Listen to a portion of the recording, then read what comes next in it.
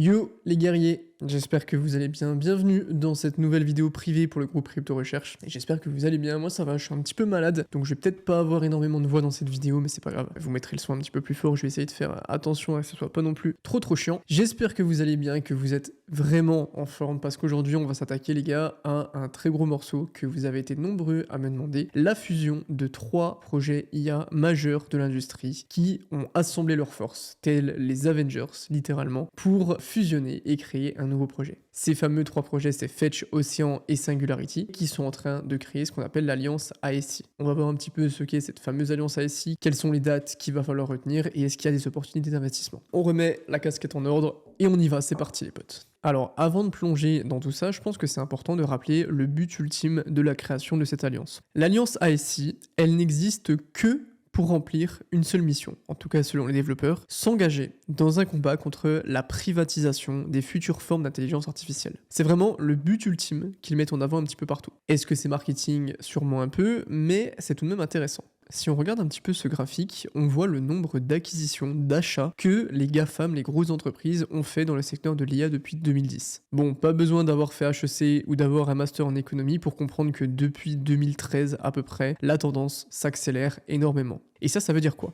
Eh bien, ça veut dire que dès qu'une startup IA est un petit peu innovante et novatrice, elle est direct achetée par un géant avec ses brevets pour augmenter son influence sur le marché. L'IA, c'est probablement le secteur qui risque de générer les meilleurs retours sur investissement à long terme du moment. Et la conséquence de ça, c'est que du coup, pour augmenter son influence, il faut éviter que les voisins viennent un petit peu tout copier. Donc les GAFAM, concrètement, elles font quoi? Eh ben, elles achètent tout, elles privatisent tous les modèles, les processus d'entraînement, les données qui sont utilisées, etc. Elles privatisent littéralement la création de nouvelles formes d'intelligence qui vont émerger pour servir leurs intérêts. L'objectif ultime de notre alliance ASI, c'est de venir unifier les efforts que Fetch, Océan et Singularity ont mis dans le développement du marché de l'IA décentralisée pour créer ces nouvelles formes de super intelligence, au minimum pas trop tard après, et au mieux avant les GAFAM. Et au passage, évidemment, si on peut rendre open source et utilisable toutes les applications et les services qui vont découler de ces nouvelles IA, que ça concerne la vente et l'accessibilité des données d'entraînement, ou tous les autres services qu'on n'imagine pas encore, ça pourrait être très sympa. Ok, très bonne idée, en gros les IA achètent tout, et nous on aimerait utiliser la blockchain et ses belles valeurs de décentralisation pour tout rendre public et pour que le peuple ait à nouveau du pouvoir. Ça sent un petit peu le marketing, mais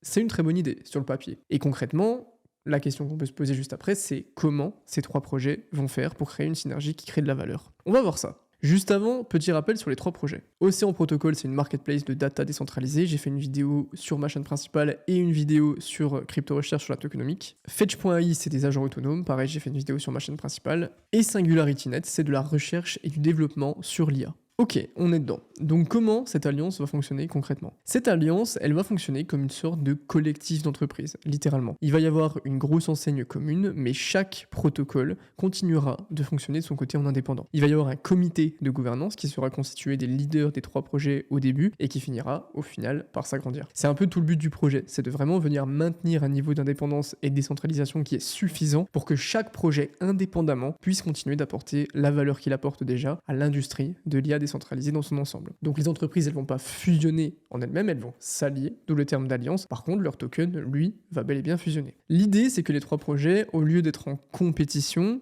ils vont faire ce qu'on appelle de la coopétition. La coopétition, c'est un terme qui fait très école de marketing-like, j'avoue, mais c'est une notion qu'on ne peut utiliser que dans un contexte de marché émergent qui ont encore une belle marge de croissance. Le principe de la coopétition, c'est de se dire, ok les gars, si au lieu de se battre pour faire grossir nos monopoles respectifs, on collaborait pour venir faire grossir ce nouveau secteur de l'économie ensemble, faire grossir le gâteau dans lequel on va manger. C'est un petit peu le même principe que les youtubeurs qui collaborent dans l'idée. On se dit ok, on a tout intérêt à faire des vidéos ensemble parce que nos vidéos vont être bien meilleures et on va attirer de nouvelles personnes sur YouTube et tout le monde est gagnant puisque les gens vont venir voir nos chaînes respectives au lieu qu'on reste en compétition et que chacun soit dans son coin. Et chacun des 3 rôles de l'alliance, donc Fetch, Singularity et Océan, a un rôle qui est extrêmement bien défini dans la création de valeur globale de l'ensemble. On va faire un petit zoom sur qui va servir à quoi. On commence avec Fetch. Fetch.ai, vous connaissez très sûrement, on en a parlé plusieurs fois sur Crypto Recherche, c'est un protocole qui permet de créer des agents autonomes qui peuvent répondre à littéralement tous les besoins actuels et futurs du marché.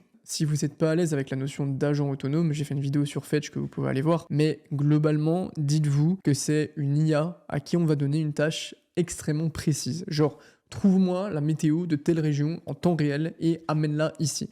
Elle a une tâche précise, un objectif, et derrière, elle est autonome, ça veut dire qu'elle peut tout faire toute seule. Toute la liste que vous voyez ici, c'est des agents autonomes qui ont une mission précise. On peut créer tout plein de produits sur Fetch, tout plein de services qui sont gérés par des agents autonomes et qui sont codés pour comprendre leur environnement, pour prendre des décisions et pour agir pour atteindre leurs objectifs. L'idée derrière Fetch, c'est de venir créer ce qu'on pourrait appeler la révolution industrielle du Web3. Avant la révolution industrielle, vous savez, on devait tout faire à la main. C'était hyper relou. Mais ensuite, on a mis en place des machines qui ont permis d'automatiser les tâches les plus redondantes pour nous faciliter la vie, pour faire beaucoup moins d'erreurs. Et surtout pour bosser presque en continu sans se plaindre. Ce qui n'est pas le cas de la ressource humaine. On aime bien se plaindre, surtout en France. Le Québec, vous êtes un petit peu plus gentil.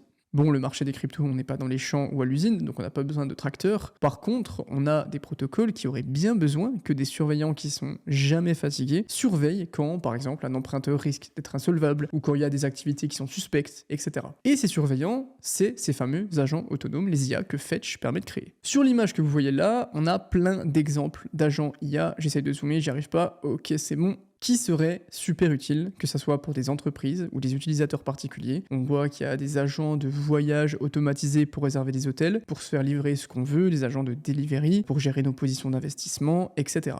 Je vous laisse mettre sur pause si vous avez envie de voir en détail, c'est très intéressant. Les applications et l'utilité de ces fameux agents autonomes, elles commencent toutes juste à être exploitées et elles ne sont pas cloisonnées juste au Web3. Ça peut aussi servir à n'importe quel business Web2. Et le token FET, qui a très bien performé ces derniers temps en passant, a une grosse utilité et un énorme rôle à jouer là-dedans. Déjà, c'est le token qui est utilisé pour les frais d'utilisation sur le réseau FET, c'est le cas très souvent. Ensuite, quand un développeur veut créer un agent économique autonome et qu'il veut le brancher au réseau Fetch, il doit bloquer des FET pour éviter qu'on ait des spams d'agents sur le réseau. Le réseau, il a aussi un modèle de réputation des agents, un petit peu comme une notation Google pour venir aider les agents à détecter avec quels autres agents faire du business paraît le plus safe, et pour accéder à cette fonctionnalité, il faut aussi payer en token FET. Et bien sûr, on a le stacking et la délégation pour sécuriser le réseau avec le capital en staking. Un proof of stake très classique. Ce qui est fou avec ces agents autonomes, c'est que quand on y pense, l'intelligence, c'est pas juste un neurone qui fait tout. C'est une quantité astronomique de neurones qui se connectent entre eux et qui coopèrent. Plus il y a d'agents, plus il y a de services, et si le réseau n'explose pas en route, plus le réseau sera demandé pour la diversité de fonctionnalités qu'il aura à offrir. Et comme chaque agent sur Fetch demande à son développeur de bloquer des jetons, une partie de la supply va être naturellement isolée et cette partie elle augmente proportionnellement à l'adoption. C'est un très bon mécanisme de capture de valeur à long terme. Voilà, je peux pas m'empêcher des petits points tokenomiques comme ça fait toujours plaisir. Comme d'hab, le token Fetch il est aussi utilisé pour la gouvernance classique. Ok.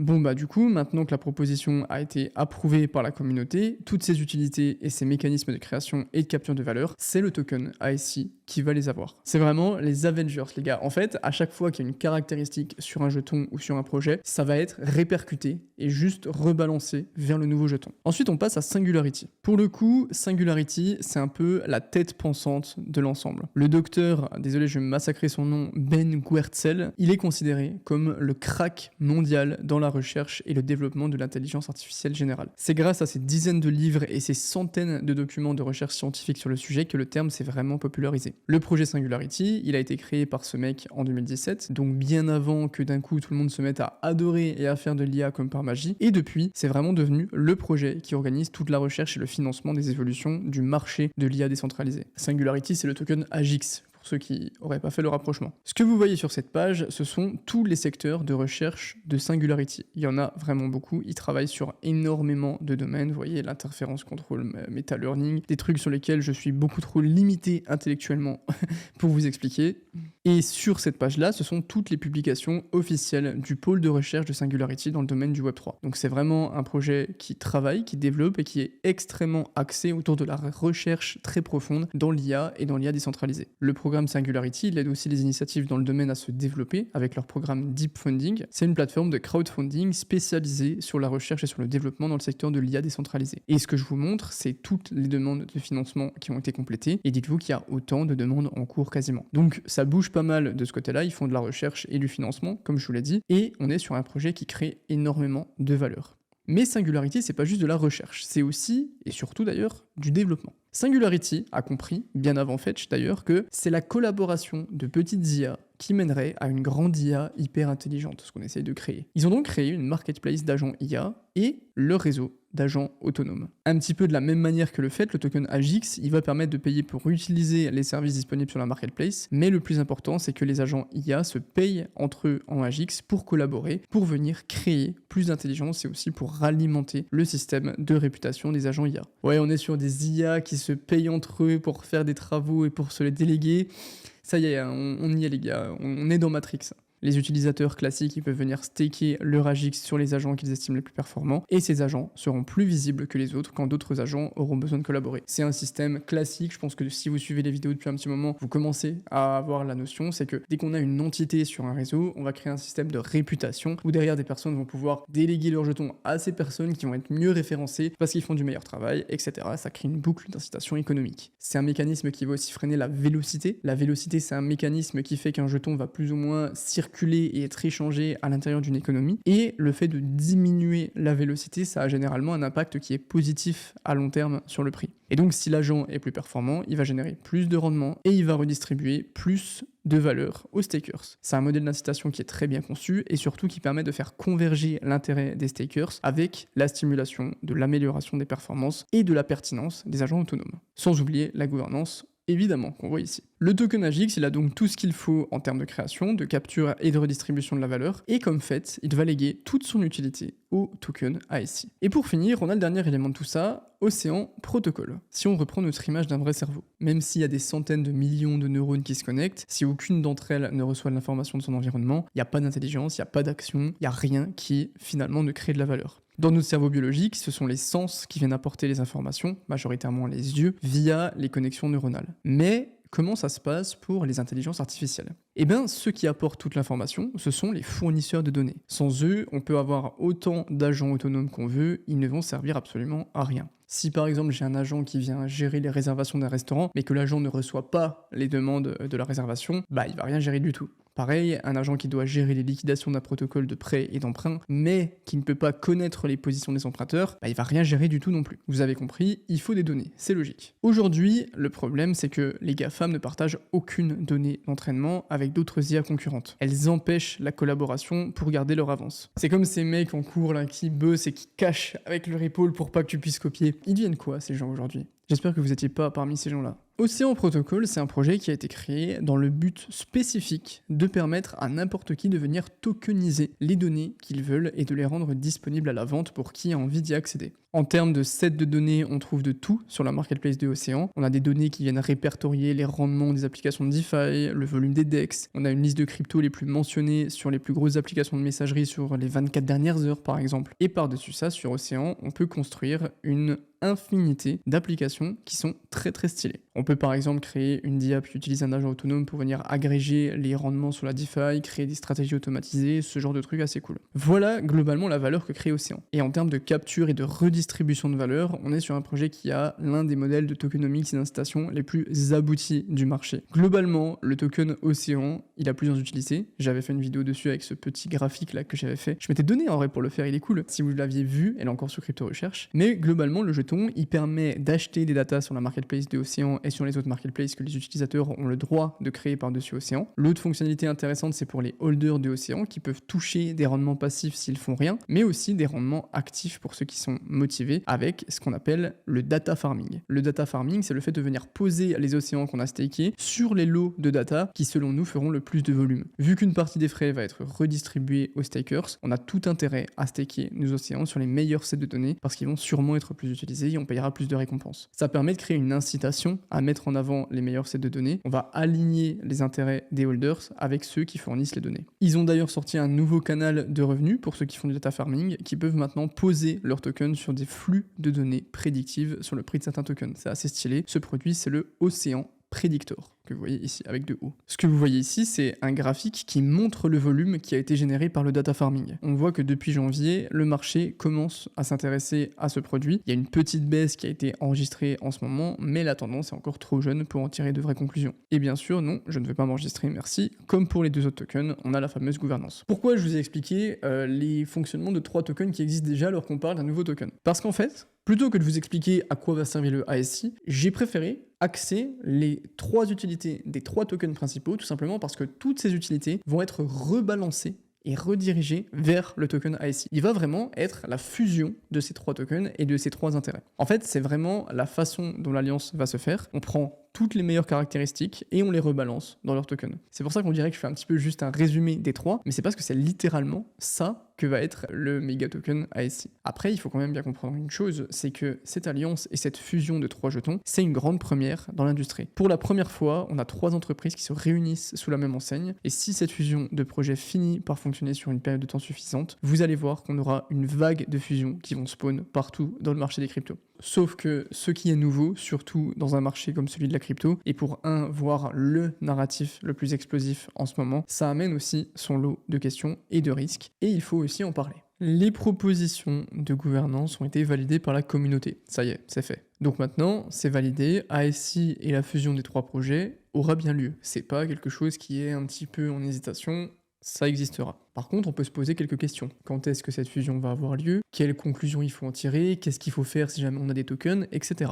On manque un petit peu d'infos. La seule chose qu'ils ont fait, c'est ce site internet, pour l'instant qui est hyper léger et qui sert juste à donner des premières réponses en attendant les communications officielles. Ils ont fait quand même un grand vision paper qui explique un petit peu comment ça va fonctionner. Globalement, ce que je pourrais leur reprocher, c'est que c'est extrêmement axé autour justement de leur vision. Après, c'est le principe, c'est un vision paper et ils expliquent un petit peu pourquoi ils font ça. J'aurais bien aimé qu'ils rentrent un petit peu plus dans le détail de comment ça marche, quelle est la roadmap, etc. Il y a une roadmap qui a été prévue temporairement. Selon leur communication, ils prévoyaient la première semaine de mai pour faire la fusion et pour mettre en place des applications pour swapper les océans en AGX et en ASI. Il y a une roadmap, si je la retrouve, qui a été proposée, voilà, et qui a été postée et on voit que le lancement est apparemment prévu pour mai, donc globalement ça c'est tout ce qui a été voté et qui a été mis en place. Ils ont fait des votes sur la gouvernance des 3 différents projets qui ont été acceptés, et là voilà ce qui reste. Donc ils vont lancer le site internet apparemment au mois de mai, ils vont lancer le token au mois de mai, ils vont faire la migration au mois de mai, le staking, etc. Donc c'est pas quelque chose qui va arriver dans 6 mois, c'est quelque chose qui est assez imminent et qui devrait normalement arriver pour ce mois-ci. Mais pour l'instant, on n'a toujours pas de date précise.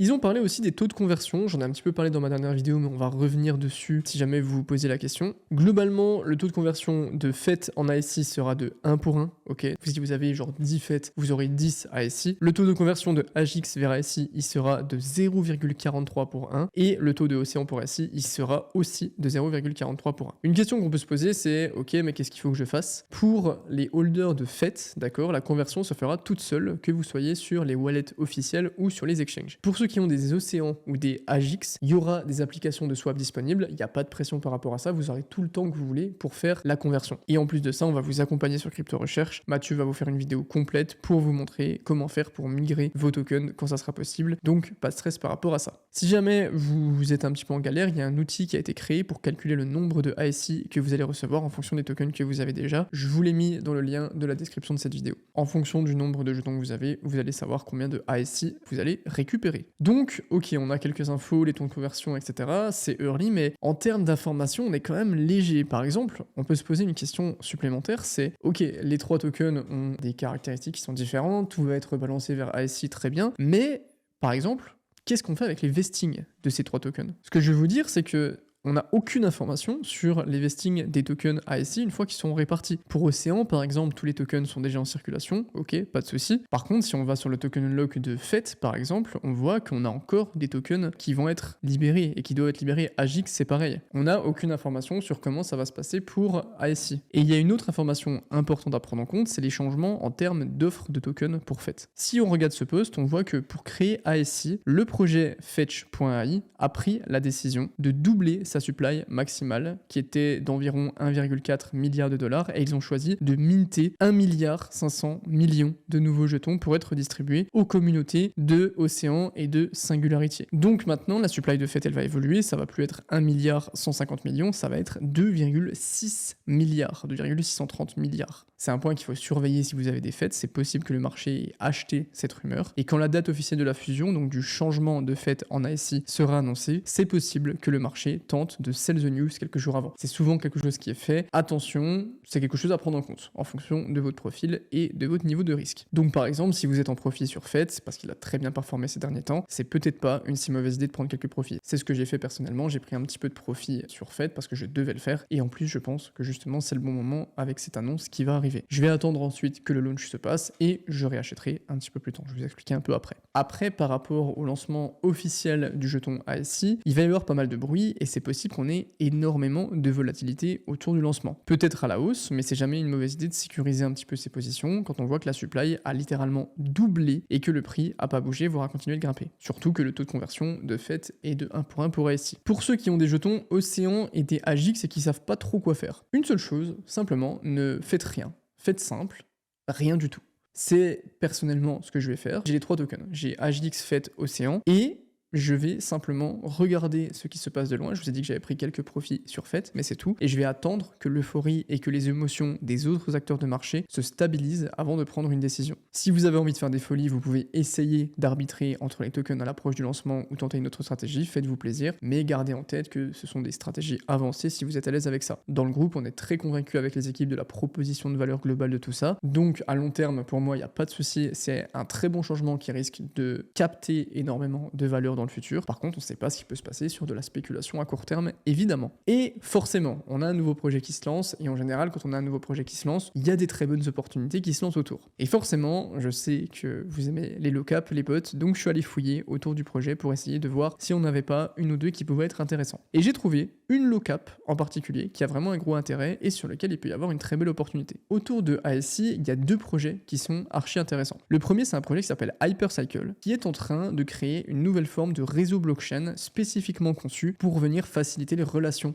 des agents autonomes dans l'écosystème ASI. Donc d'un point de vue technologique, c'est excellent, mais d'un point de vue investissement, je pense que c'est peut-être pas forcément le bon moment avec tous les vestings qui vont arriver et la pression vendeuse qui va se libérer. Peut-être que ça sera très intéressant pour le prochain cycle, mais pour l'instant c'est un peu léger. C'est pour ça que je m'attarde pas dessus dans cette vidéo. J'en ai parlé dans ma vidéo YouTube qui est sortie mercredi, qui est très axée sur la technologie du projet, où j'explique que d'un point de vue investissement, c'est pour l'instant pas ouf, mais que c'est à surveiller. Donc voilà, vous avez l'information de Hypercycle, mais c'est pas le projet qui nous intéresse. Le projet qui nous intéresse, c'est le deuxième, c'est, roulement de tambour, le projet NewNet. NewNet, c'est un projet qui appartient à l'un des narratifs que je trouve parmi les plus intéressants, les fameuses DePIN, l'infrastructure décentralisée. C'est un projet qui a été cofondé par le CEO de Singularity, le docteur Ben Guertsel, et 2 autres fondateurs qui sont très doués dans leur domaine aussi. D'ailleurs, pour ceux qui ont la ref, est-ce que ce mec-là, on dirait pas exactement le mec de Ready Player One, le mec qui crée l'Oasis. C'est abusé, c'est exactement ce mec. Le but du projet, c'est de venir fournir un réseau de puissance de calcul et de GPU décentralisé qu'on appelle chaîne agnostique. Ça veut dire qu'il est compatible avec tous les réseaux existants. Et tout ça de manière hyper facilement implémentable pour les développeurs. Une autre caractéristique de NewNet, c'est que le réseau veut venir taper dans la puissance des GPU qui ne sont pas utilisés, mais aussi dans les téléphones, dans les tablettes, les objets connectés, les consoles, etc. Tout le monde peut littéralement rejoindre le réseau. Quelqu'un qui a un surplus d'espace de stockage ou des données à vendre par exemple peut venir le mettre à disposition sur NewNet. D'ailleurs, NewNet cherche des partenaires avec des marketplaces de data, peut-être Océan d'ailleurs, bientôt, pourquoi pas. Le token de NewNet, c'est le NTX. Il va servir essentiellement pour les clients qui vont venir payer pour accéder à la puissance de calcul dont ils ont besoin, un classique des réseaux d'épines. Mais ce qui va faire la diversité des cas d'utilisation, c'est que le réseau n'a pas été conçu pour qu'il n'y ait de cas d'utilisation préférés, entre guillemets. Ok, chacun est vraiment libre de venir décider ce qu'il veut faire avec la puissance de calcul qu'il viendra donner au réseau. Il est libre de venir créer par exemple un nouveau service avec son matériel et le marché va décider si c'est intéressant ou non. Il y a une grande flexibilité à l'intérieur de ça. Mais la véritable valeur du projet, c'est qu'il a été conçu et choisi par l'équipe de SingularityNet en personne pour devenir le réseau d'épines par défaut de tout le projet ASI, de toute l'alliance. Vous le voyez ici, NewNet va vraiment devenir le réseau d'épines de référence pour accéder à la puissance de calcul nécessaire à tous les futurs agents autonomes de Singularity et de Fetch.ai, mais aussi tous les services et les applications IA qui vont en découler. Comme on le disait avant, les agents autonomes, ils ont des cas d'utilisation qu'on ne connaît pas encore très bien, et certaines personnes auront de très bonnes idées pour créer des agents IA, mais n'auront pas forcément l'infrastructure physique pour les faire fonctionner. Et c'est là tout l'intérêt d'un réseau comme NewNet qui va réutiliser toute la puissance de calcul qui est mise à disposition sur son réseau pour justement vraiment éviter de freiner cette potentielle innovation. Dans l'optique où la fusion des 3 projets a réellement un impact majeur sur la popularité, sur l'importance du marché de l'IA décentralisée, Nunet est déjà dans les petits papiers et pourrait clairement en bénéficier. Par contre, je dois quand même vous rappeler que le token est assez early, vous voyez qu'il est autour des 4 centimes, on a un market cap de 22 millions de dollars, c'est extrêmement léger, soyez-en bien conscients, on est sur un projet très low cap et actuellement le projet est en cours de développement. Il est en testnet et le réseau public va être lancé fin 2024 à peu près, donc ne vous ruez pas non plus sur le projet, gardez quand même en compte qu'il y a un niveau de risque qui est énorme et qu'actuellement c'est uniquement de la spéculation parce que le réseau est en cours de développement. On n'a pas encore beaucoup d'informations sur le niveau d'utilisation réel, pas beaucoup d'informations sur la puissance de calcul qui est ou sera disponible au lancement. Un dashboard sera apparemment bientôt disponible sur Nunet, on vous tiendra au courant. Donc en termes de valeur fondamentale, le projet est très bon et il est surtout parfaitement positionné sur 2 des plus gros narratifs de ce cycle, l'IA et l'infrastructure décentralisée, les DePIN. Et c'est ça vraiment qui nous conforte dans l'idée qu'il va performer pour ce cycle, c'est son lien étroit avec le projet ASI et avec les 2 narratifs qu'il représente. Maintenant les gars, on va parler chiffres. Le token NTX, il a une supply max de 1 milliard de dollars. On a actuellement, alors c'est ça qui est un peu flou, sur CryptoRank, ils mettent qu'on a 68% de la supply qui est déjà libérée, et sur CoinMarketCap, ils mettent qu'on a 50%. Donc qui a raison, je ne sais pas, il y a un peu de flou. Le projet a un market cap qui est encore très faible, on est sur 25 millions et 40 millions à peu près en fully diluted. C'est vraiment un projet extrêmement early, et personne en France n'en a déjà parlé. Par rapport aux libérations, on n'est pas trop mal, parce que les libérations ont commencé il y a un petit moment, et actuellement, on voit qu'il n'y a que 2 pools qui vont encore recevoir des tokens. On a la pool de recherche et de développement et la pool de récompense des mining. Donc au total, on a à peu près 8 millions de tokens libérés tous les mois jusqu'en décembre 2024, donc à peu près 370 000 dollars au moment où je tourne. Et ensuite, une fois qu'on descend, ça sera 2,5 millions de NTX, donc même pas 110 000 dollars jusqu'en mai 2027. C'est des sommes qui sont vraiment pas énormes vu les narratifs du projet, donc la pression vendeuse devrait facilement, normalement, se faire absorber, même si la demande n'augmente pas. Pour l'instant, si on va voir les libérations, on voit que les investisseurs sont dans des multiplicateurs extrêmement décents. Les investisseurs de private sont en x2,2. On est sur un très bon timing pour se placer sur Nunet, en prenant en compte évidemment que c'est un token à très petit market cap, donc il peut avoir énormément de volatilité. Personnellement, je suis déjà rentré 2 fois sur le token, une fois à 0,072 et avec la correction qu'on a eue, j'ai rechargé à 0,044. Dans l'histoire des cryptos, on n'a jamais vu autant de cas d'utilisation que le token ASI. L'écosystème, il est rempli de cas d'usage pour le token, et ça veut dire qu'une quantité incroyable d'opportunités peut vraiment être utilisée par les holders. Et si nos théories se confirment, que le projet aboutit vraiment, alors les cas d'utilisation vont devenir de plus en plus nombreux et de plus en plus valorisables. Chaque nouveau agent autonome pourra créer un nouveau cas d'usage, chaque nouveau set de données publié, pareil. Imaginez juste une seconde à quel point c'est exponentiel comme histoire. La roadmap du projet ici est en cours de création, le site web aussi, on est dans un stade de spéculation actuellement. Par contre, le domaine ciblé, qui est l'IA décentralisée, lui, il est là. Et il va rester. Quand la fusion des tokens aura lieu, sans problème technique, sans merde qui pourrait nuire à l'image de marque de l'Alliance, le projet ici aura, je pense, tout ce qu'il faut pour être vraiment la tête de proue, le vent qui pousse les voiles du secteur de l'IA décentralisée. C'est un projet sur lequel je suis très très optimiste et j'attends vraiment de voir comment ça va se dérouler parce que l'ambition est absolument excellente. Merci d'avoir regardé la vidéo les guerriers, si vous avez des questions, n'hésitez pas à les poser dans les commentaires, j'essaierai d'y répondre. C'était Guerril, ciao les potes.